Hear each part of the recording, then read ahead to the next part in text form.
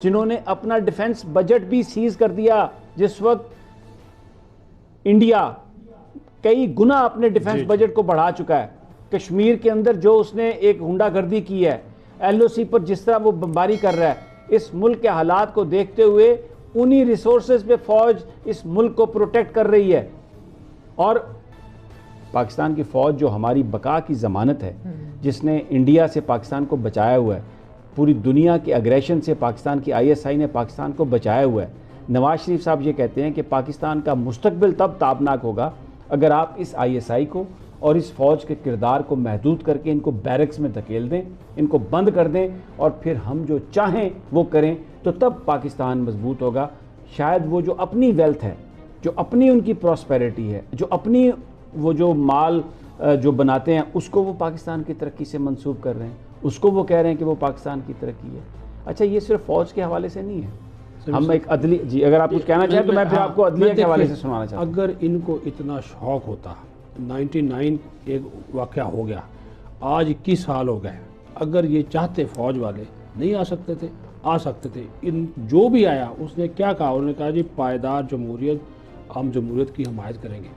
اسی جنرل قمر جاوید باجوہ صاحب کے جو بیانات ہیں آپ نکال کے دیکھ لیں، کور کمانڈرز کانفرنس کے اعلامیے دکھا کے دیکھ لیں، ابھی بھی جب ایک جملہ ہوتا ہے وہ کہتے ہیں سول حکومت یا حکومت جو بھی فیصلہ کرے گی، فوج جو ہے ملک اور پابند ہے۔ یہی وہ فوج ہے جو کرونا کا مقابلہ کر رہی ہے، جس نے ٹڈی دل کا خاتمہ کر دیا، جس نے کراچی کے نالے تک جا کر آپ کے صاف کیے ہیں۔ یہ فوج میں تقسیم پیدا کرنے کی آج اگر سازش کی ہے نواز شریف صاحب نے، اس کو عوام کبھی نہ مانیں گے نہ قبول کریں گے۔ کہتے ہیں کہ زیادہ تر جو اکثریت ہے وہ جمہوری ہے، چند گنے چنے لوگ ہیں۔ اس کا کیا مطلب ہے؟ فوج ایک کمانڈ کے تحت کام کرتی ہے، ایک جوان سے لے کر ایک افسر تک، ایک آرمی چیف تک، اور آرمی چیف کو پتہ ہوتا ہے کہ میرے جوان کے ذہن میں کیا ہے۔ جب وہ بند بنا دیا جاتا ہے، 7-8 لاکھ آرمی ہے، ایسے ہی نہیں وہ چلتی۔ اچھا، میرا آپ سے ایک سوال ہے، جب آپ یہ کہہ رہے ہیں کہ فوج کے اندر تفریق کرنے کی کوشش، آپ ان کو وہاں اس کے اندر بدامنی پیدا کرنے کی سازش، یہ بغاوت نہیں ہے؟ بالکل ہے۔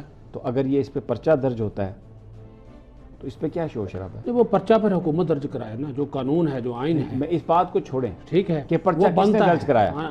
بات یہ ہے کہ جب ہم یہ کہہ رہے ہیں، آ جائے نا آگے آئے صدیق ساجد صاحب سنیں نا بات، جب ہم یہ کہہ رہے ہیں کہ فوج کے اندر تفریق کی کوشش، جی فوج کی خود سپاہ کا کو سوشل میڈیا پر ان کی تقریر ہے نا، انہوں نے حلف بھی دکھاتے ہیں اور یہ کرتے ہیں، تو پھر کیسے یہ بغاوت نہیں ہے؟ اور بغاوت کیا ہے؟ دال کھانا بغاوت ہے؟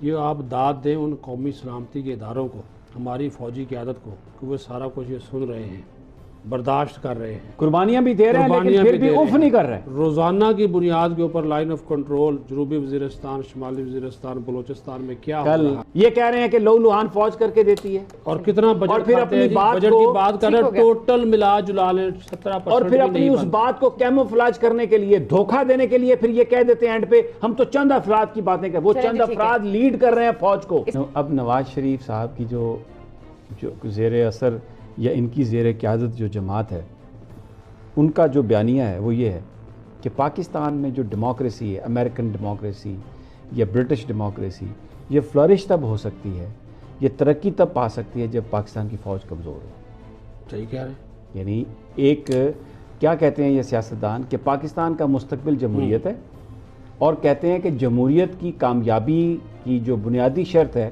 وہ پاکستانی فوج کی کمزوری ہے، پاکستانی فوج کو پیچھے دھکیلنا ہے۔ اگر آپ ان کے اختیارات کو کم کریں تو یعنی یہ ورڈ یہ یوز کرتے ہیں کہ we need to cut them to the size۔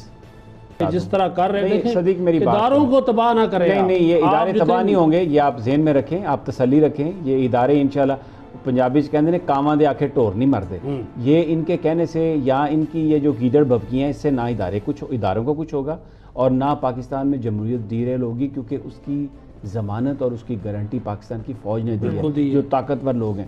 Pakistan کی فوج اور جو پاکستان کے جرنیل ہیں وہ بڑی اس وقت رسپانسبلٹی سے کام کر رہے ہیں، ان کی اس گفتگو سے ریئیکٹیو ہو کے وہ پاکستان کے نظام کو ڈیریل نہیں کریں گے، ایسا ہونے کا کوئی امکان ہی نہیں ہے، ایسا کوئی چانس ہی نہیں ہے۔ یہ بات درست ہے کہ شاید آپ صدارتی نظام کی طرف جائیں گے سینٹ الیکشن کے بعد، کیونکہ ایک سویلین سٹرانگ رولر چاہیے جو پارلیمنٹ کی بلیک میلنگ سے بالکل اس کو بالائے طاق رکھ کر اس سے بالکل ابو ہو کر جو عوام سے جو وعدہ ہے اس کو وہ پورا کر سکے، جس طرح امریکن سسٹم ہے کہ وہاں پہ صدر ڈائریکٹ ووٹوں سے الیکٹ ہوتا ہے اور پھر اس کے بعد وہ ڈائریکٹلی لوگوں کو جواب دے ہے، اس کو کوئی نو کانفیڈنس کر کے ہٹا نہیں سکتا۔